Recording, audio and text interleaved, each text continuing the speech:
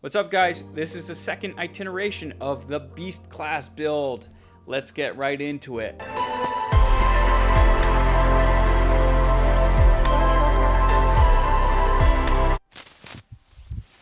So in the last video you saw me install this PDB to the frame bottom.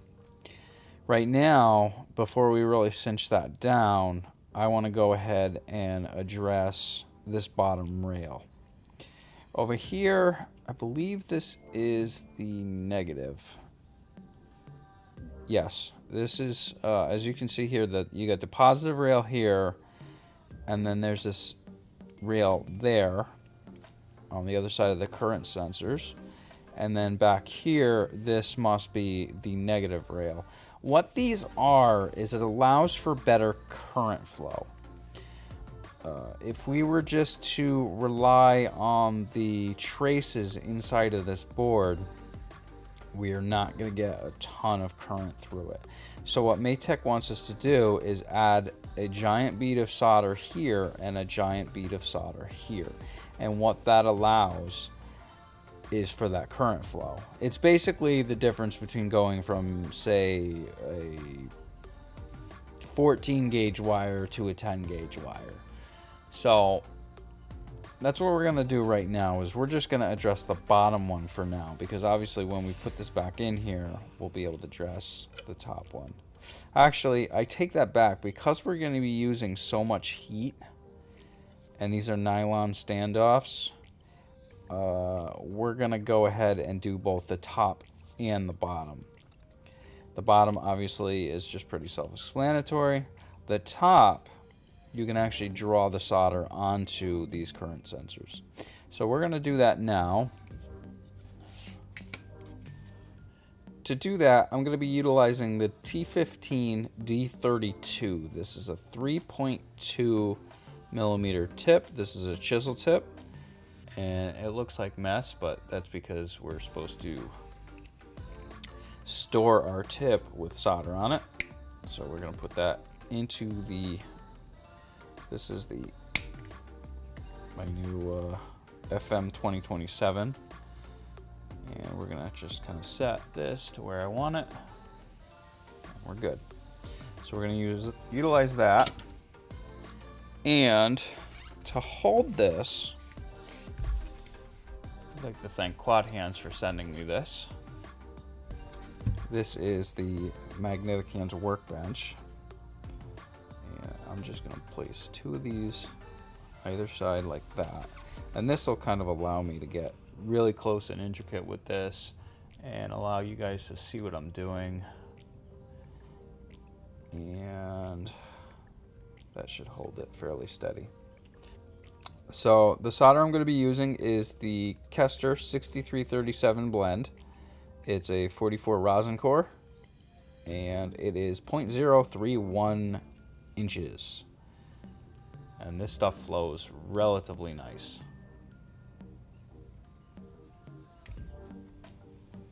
I'm just going to have a long thread of it ready to go. And what we are going to do here, why are we beeping? Oh, that's the iron ready. Okay, so we are going to kind of preheat this a little bit and start flowing solder.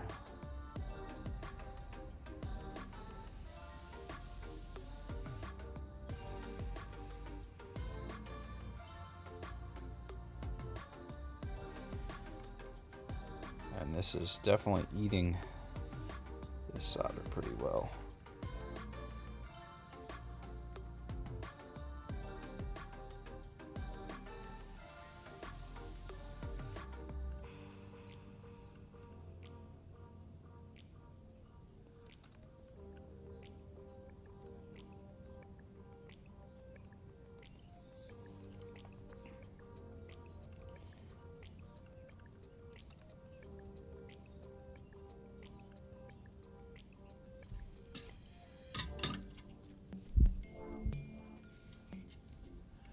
There you can see we've got a fairly good solder joint. Our our solder leaps up onto the current sensing pads, and that side is complete.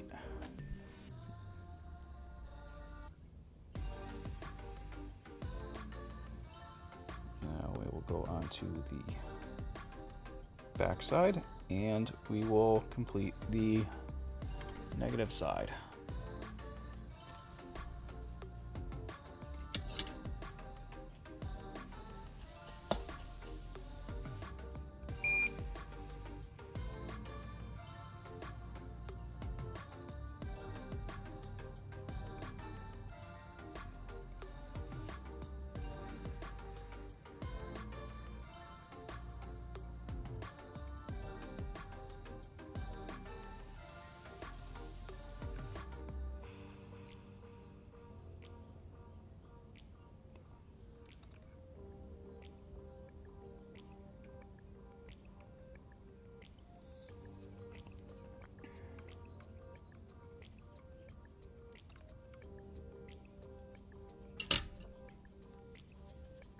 Don't braid this stuff in.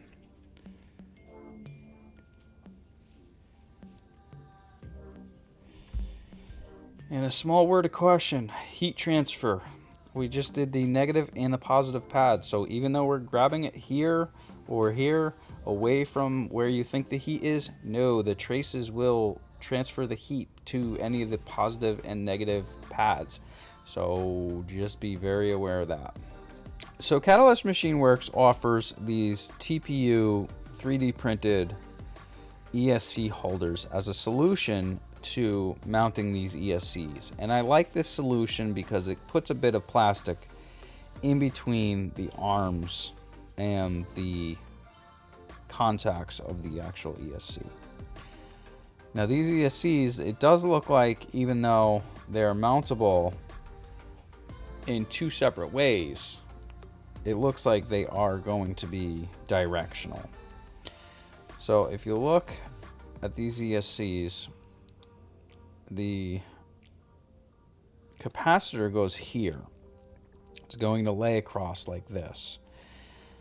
And if you notice, there's a cutout here and a cutout here. If these go in like this, they just kind of fit in and are held by friction. You can see that if we put a capacitor here, it's cut out in such a way that it's not going to be hitting the TPU. And the other note that I want to make is, if you notice, these pads are right on the TPU. Same thing here. So anything that we do on this is going to be wanting to be on the top of the ESC. So I'll mount these wires top down. I'll mount these either flat or top down. And that'll be that. So with that known, we want to put these cutouts towards the center of the frame.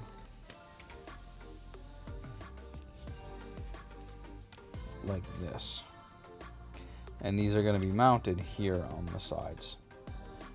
So to do that, they supply, these look like some, these almost look stainless, but they supply some Phillips head screws. So for these, grab yourself a #1 Phillips head, and these are going to be installed from the underside.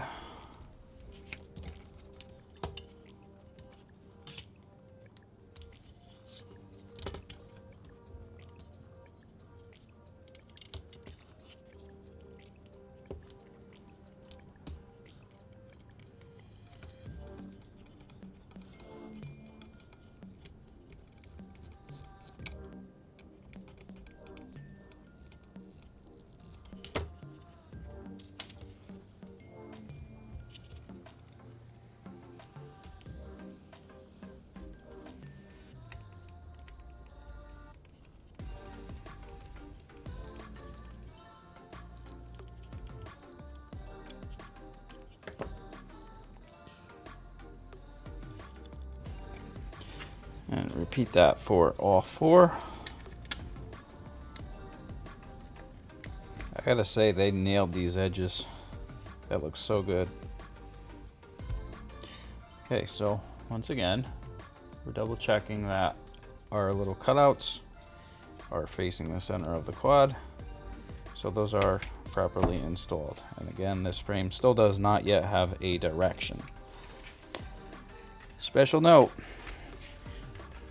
do not lose any of these screws. Catalyst Machine Works counts them out.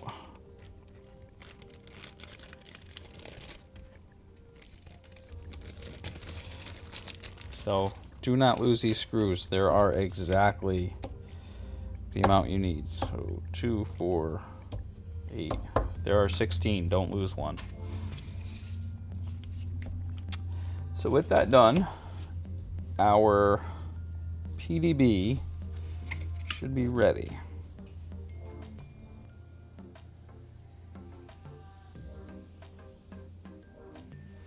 And again, the more you glob on here, the better. It's like adding a larger gauge wire. So there's that. Next, I've got some. This is 12 gauge. This is a 12 gauge wire. I'm going to go ahead and measure with the ESC in place. So next, what I'm going to do is I'm going to check both front and back, and I think this is kind of a mirror image. So the lengths of wires should be all the same for all the arms. And if that's the case, I'm going to cut them all at the same time.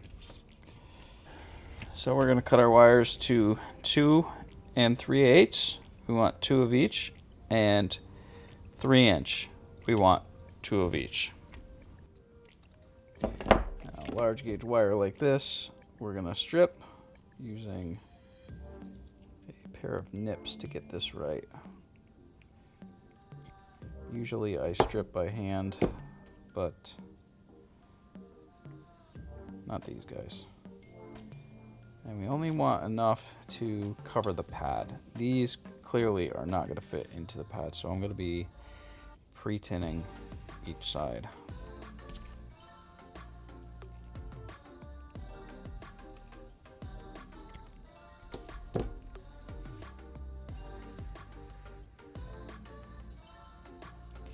Just like that. Next, what we're going to do is pre-tin all these wires. To do that, I'm twisting the ends just to tighten up any stray wires.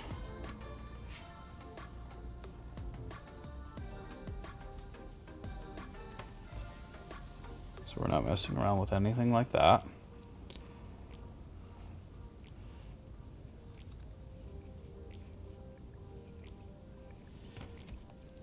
If some of these are a little bit long, it's easier to pre-tin them and then cut them. So I'm leaving that, and I'll deal with that later if need be.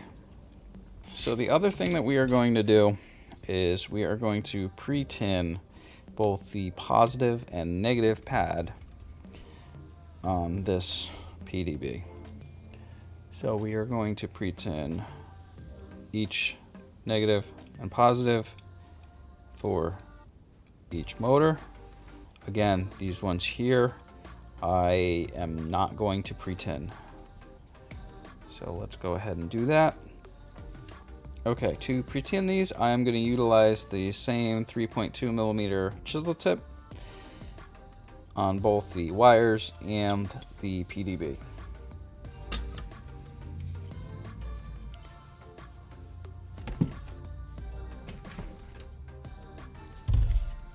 Going to hold this steady using the quad hands.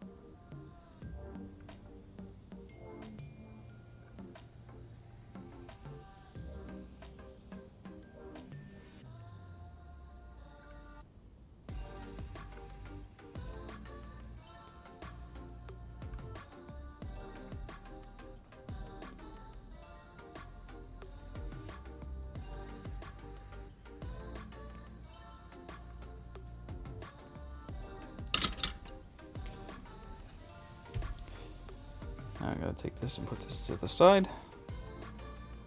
Again, watch these outside contacts because this thing is hot. Next, I'm going to pre-tin our wires. I'm going to heat the wire on either side. Add a little bit of solder to the iron for heat transfer. And just let it soak right in.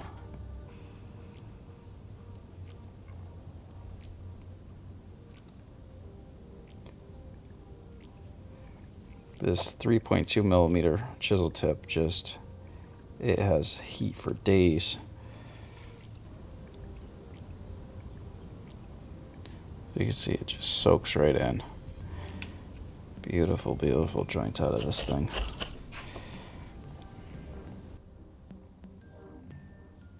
So many of you, if you have not soldered with a decent solder and a decent soldering iron, this is such a joy. Everything just works as it should.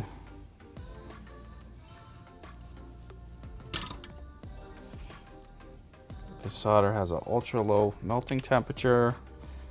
This iron gets up to heat very quickly. This is great. And a special thanks for Quad Hands for sending out this magnetic workbench. This thing is just being able to hold these wires and not have to worry about fighting with a tool. This thing just works. What's nice about this particular Hakko tip is there is a lot of meat behind the actual chisel tip, so it not only heats up fast, but it retains that heat as you're making these giant joints. It also helps that the soldering iron I'm using, this is a 75 watt iron, the FX951 from Hakko. It makes soldering these giant wires fairly easy. That solder just disappears right into that joint.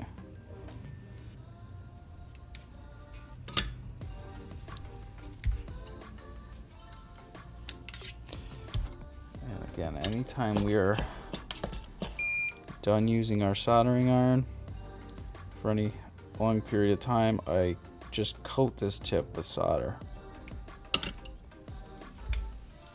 And that will elongate the life of your soldering iron. Now that those are complete, watch, these are very hot. This next step, you guys do not need to do. This is More of a cosmetic step than a necessary step. I am going to add this stuff. This is just a braided sleeve wire. Now, to cut this stuff, because it is a nylon, I'm going to use this knife blade. This is a T15 KU from Hakko, and as you can see, it's just a blade, just a hot tip iron, so this will melt as it cuts. And what's really nice about this iron is you can interchange these tips while they're hot, and it doesn't bother you. So what I'm going to do here is I'm going to turn red, and this is really a little bit too big. This is a little too big, but whatever. So I'm going to cut these about there, and I'm just eyeballing these. This is nothing really that special.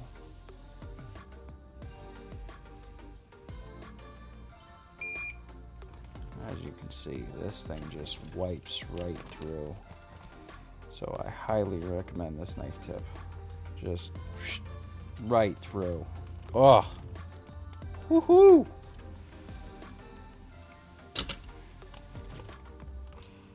So I'm leaving about a 1/4 inch to the end of the wiring here. I'm going to coat that with something. Just right through. Woo!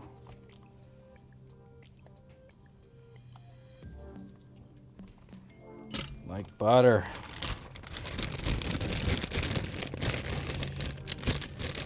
Like butter. So the reason we're, take care of this first. So the reason we're cutting this with a hot knife is to keep these ends from fraying.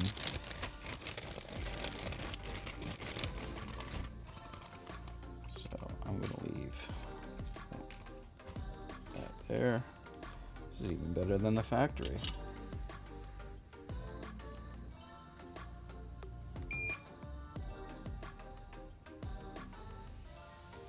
Oh, like butter. Woo!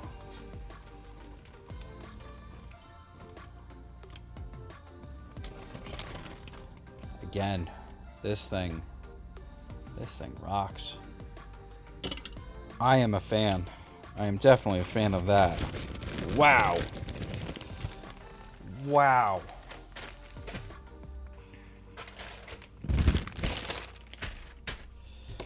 That just made that so much easier than it needed to be. Wow.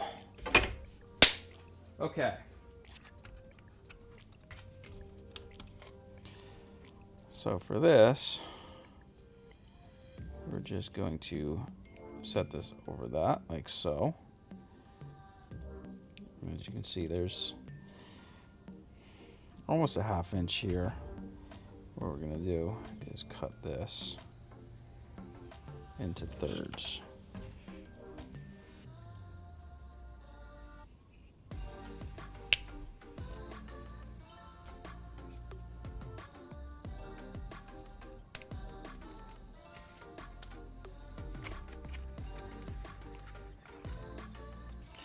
This kit is a 3-to-1 shrink tube, available on Amazon. And we're just gonna stuff this into there somehow.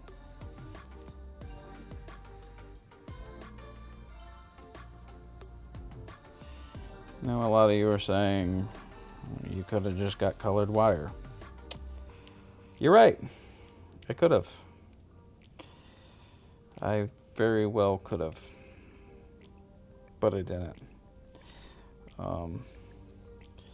Actually, with good reason.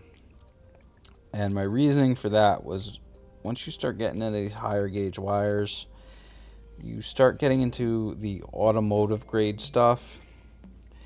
And I didn't want to take the chance as to ordering speaker wire or something to that effect. I wanted this silicone coated stuff. I know it's good. And that's that. So this is why I went with that. Plus, that kind of looks cool. I think it's going to look cooler on the larger builds.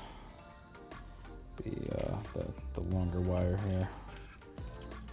This stuff. Alright, to cinch these down, I'm just going to use this as a tack light heat gun. Nothing special. I've got it set to 5.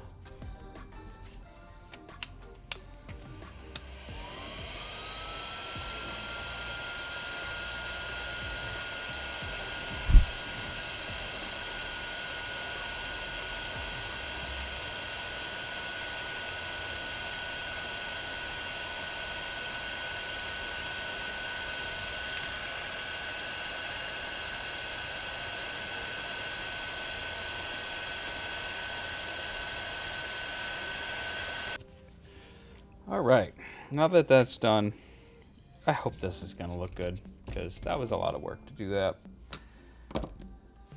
So I've switched back to the 3.2 millimeter chisel tip. And we are going to solder these wires in place to the PDB first, and then we're gonna run them over to the ESC. Now the way this has gotta work, got our positive wire. There's kind of a short side and a long side. So this long side will start here. And I think I inadvertently pulled all the flex out of these wires. So So that's the positive there. Oh yeah. We might have a problem with this setup. Which I guess is good. You guys get to learn about it, because this might want to come out. I mean, this thing doesn't want to bend at all anymore. That might be a problem. Might be a problem.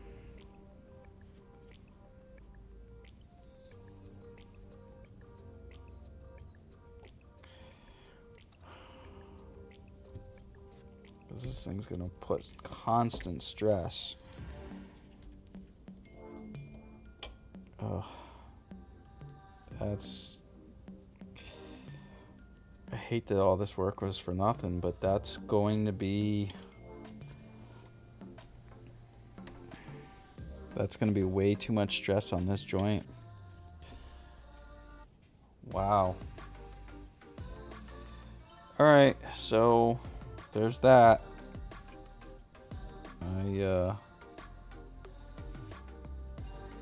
I have two options now.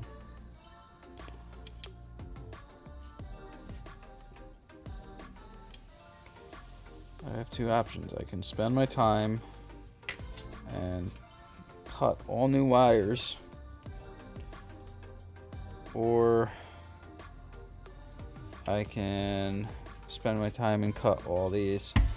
So I guess that's that. So if you're gonna do this, that's a problem. That's a huge problem. So sorry I just made you guys sit through all that, but I guess it was a good lesson. So I'm going to leave that in, and we're gonna have to start all over.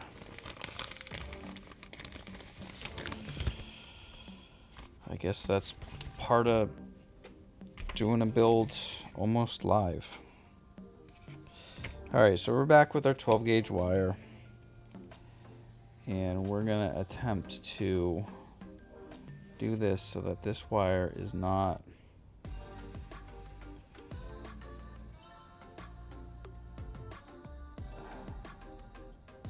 much of a problem. So that this one is going to go right there.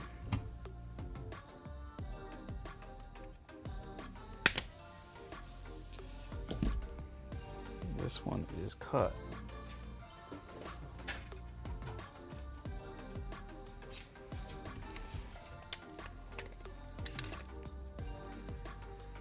Yeah, so this is 2 3/8. So we're going with the same length of wire. It's just, it's unfortunate that that way was not going to work. Oh my god, I had tinnies and everything. Alright, so, I guess these are going to be done individually.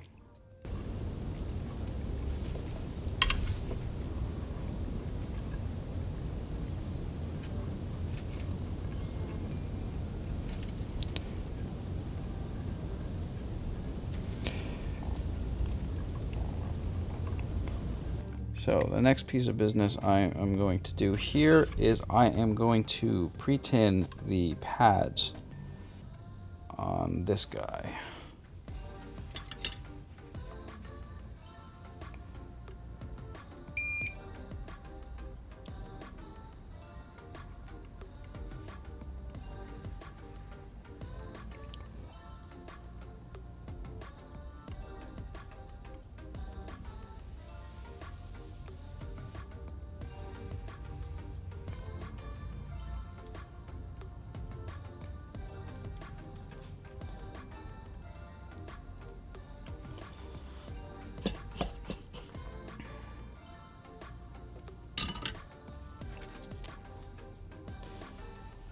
Now that that's pre-tinned, I'm going to head and solder this wire directly on. I'm going to do this not in the TPU because this will melt. Now the nice thing about having 4 ASCs is you can utilize a second one to work in the location that you're working from. to really figure out how you're going to run each wire.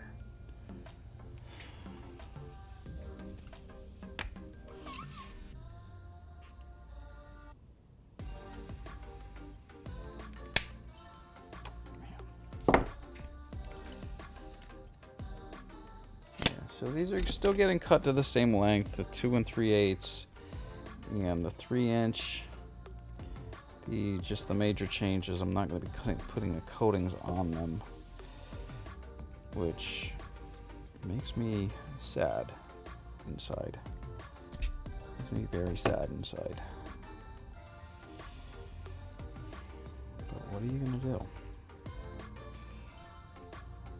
You win some, you lose some, as they say.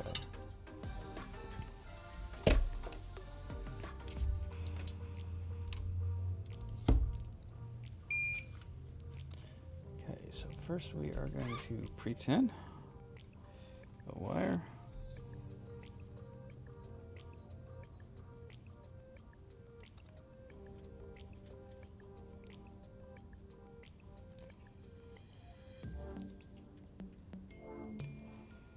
So before you do a beast class build, make sure you have a lot of solder, because I've gone through like 15 feet of it already.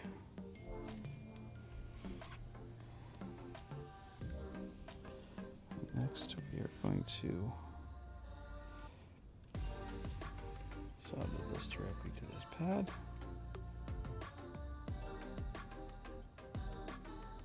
It's just perfect. I'm going to add a little bit more solder so we don't get that ice cream cone effect there as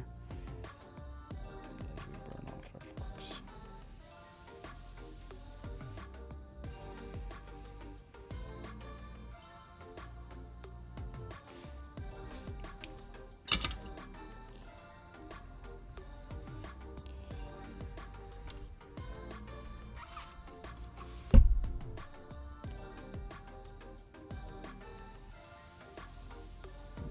Have it. I'm gonna come back and do the other wires a bit later. Woo hoo hoo! That is hot. Yo. Careful where those wire ends go. That is hot. I'm gonna allow that to cool for a moment, and I am going to work on this rear one on this same side now. Basically repeating that process all around. Okay, now that this one is cooled, I'm gonna stick this in here.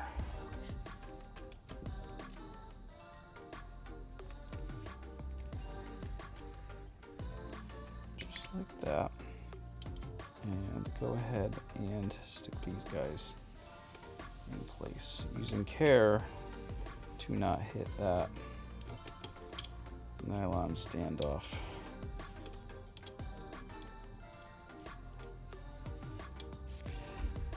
And for this, I am going to also use the quad hands, I think.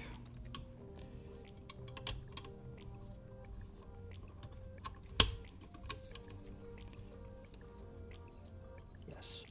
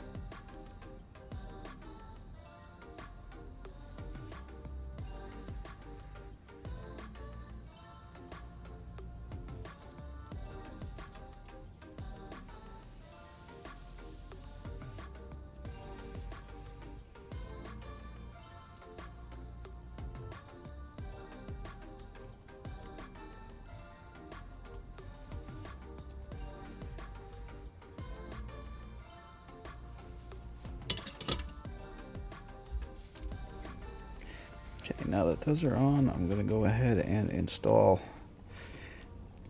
this guy to hold this down.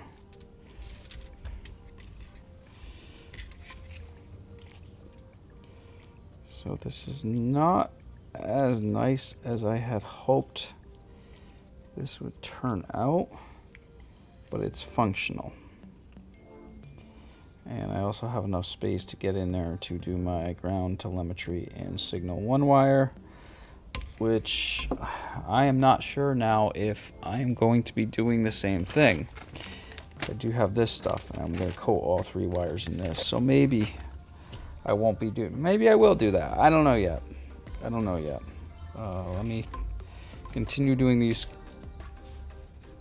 other 3.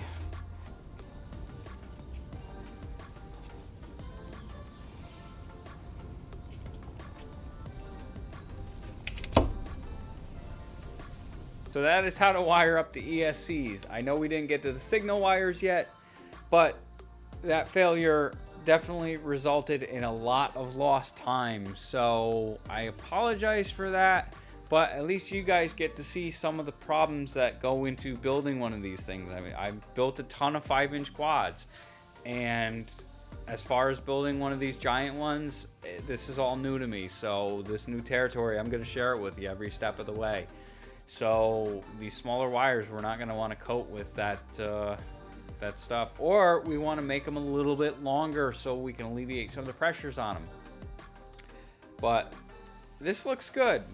This definitely looks good. So I'm not that upset. I mean, I'm upset I lost a couple hours, but it is what it is. So if you enjoyed this video and are going to follow along, click that thumbs up button. Let me know in the comments below if you think I'm going too slow, if you think I'm speeding along, if you haven't even bought parts yet to keep up. And just go ahead and punch that subscribe button, because you only get to do it once, and it's fun. And I'll catch you later. Peace.